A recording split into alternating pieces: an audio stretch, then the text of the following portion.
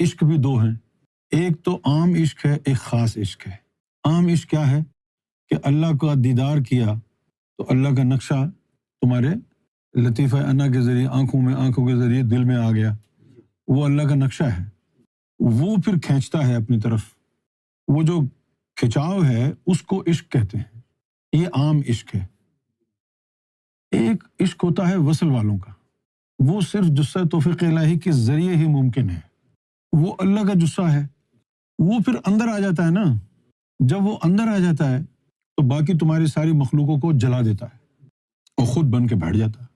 گفتہ او گفتہ اللہ بود، گرچہ از حلقوم عبداللہ بود، یہ عاشق الہی۔ لیکن ایک خاص الخاص جسہ توفیق الہی ہے جس کی مثال صرف دو ہیں کائنات میں۔ ایک تو جسہ توفیق الہی جس کو شہباز کہتے ہیں۔ اب جس طرح لال شہباز قلندر کا جو نام ہے وہ تو لال شہباز قلندر نہیں ہے، ان کا نام تو عثمان ہے، مروند کے رہنے والے آذربائیجان سے آئے تھے، تو نام تو ان کا عثمان ہے۔ لال شہباز قلندر کیسے پڑ گیا؟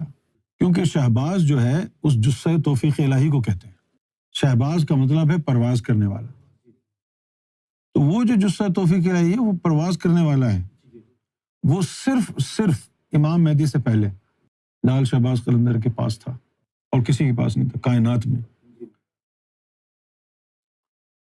پھر جب امام مہدی تشریف لائے تو امام مہدی علیہ الصلوۃ والسلام کو اللہ تعالیٰ نے وہ جو اڑنے والا جسہ توفیق الہی ہے وہ دیا۔ تو اب پھر لال شہباز قلندر میں اور سرکار گوھر شاہی میں کیا فرق ہوا؟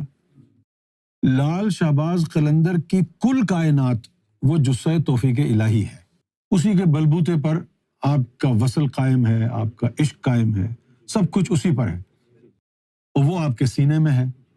لیکن جب سرکار گوھر شاہی کو اللہ تعالیٰ کی طرف سے یہ چیز ملی تو وہ جسہ توفیق الہی شہباز وہ آپ کے وجود میں، جسم میں، خون کے اندر مکس ہو گیا۔